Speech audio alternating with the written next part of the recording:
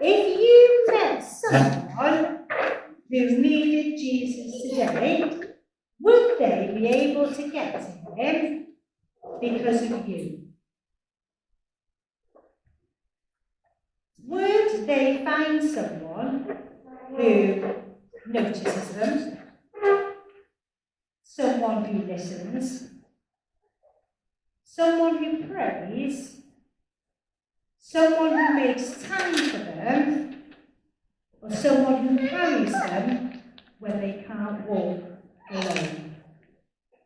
Because in today's story, one man couldn't get to Jesus physically by himself. He couldn't walk, he couldn't push through the crowd, he couldn't even reach the front door. But what he did have was 4 friends. The Bible doesn't actually tell us anything about them. It doesn't tell us what jobs they had, how old they were. It tells us the one thing that really mattered. They loved their friend enough to carry him to Jesus. Imagine the scene. The house is overflowing with people are standing in every doorway. There was no room and no way through. And most people probably would have turned around. They might have said things like, "Oh, sorry, we tried," or "maybe next time," or "it's just too difficult." But not these friends.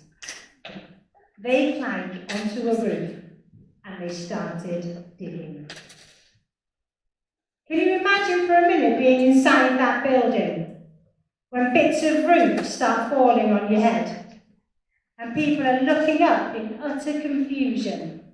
Then suddenly, of all the things you expect to see, you probably don't expect to see a man being lowered down right in front of Jesus.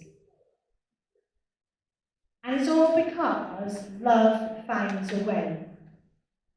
Because sometimes loving people can be inconvenient. It can take time.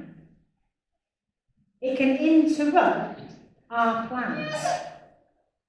It can get really messy sometimes. But love keeps carrying.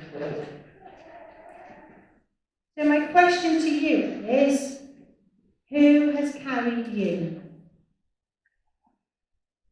Perhaps it was your parents, or a teacher, a friend, a grandparent, someone who's consistently prayed for you, someone who never gave up on you.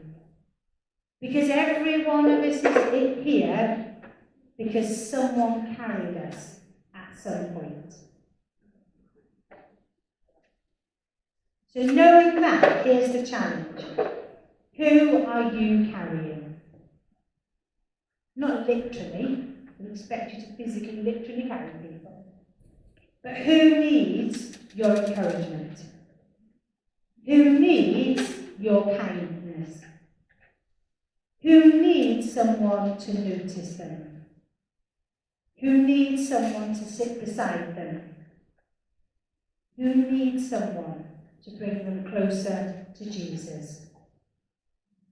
The 4 friends never speak and they don't ask for attention. They don't ask Jesus for a reward. They simply love their friend.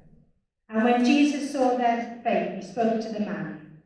Their faith helped bring their friend into the presence of Jesus. Our love can open doors for someone else's encounter with Christ. Jesus later tells his disciples, "A new command I give to you, love one another, as I have loved you. So you must love one another." And Jesus has never said, "Love people when it's easy. Love people when they're popular. Love people when they deserve it." He simply says, "Love one another." Because that's how Jesus loved us. He didn't wait He just loved us. He carried our burdens. He came looking for us when we couldn't reach him. He made a way when there wasn't one. Because the world says, look after yourself first. And Jesus says, carry one another. The world says, ask what's in it for me. What do I get out of it? Jesus says, ask who leads me today. Is there someone that you've walked past? Someone you've forgotten? Someone who's been struggling on their own? Someone who simply needs to know they're loved? Perhaps this week you could make that phone call. Send that message you've been putting off. Offer the invitation. Pray with someone. Sit with someone who feels alone. Carry someone to Jesus. Because sometimes the greatest act of love is simply refusing to let someone face life by themselves. This week, don't just admire the four friends. Be like them. Notice people. Carry people. Encourage people. Pray for people. Love people enough to help them find Jesus.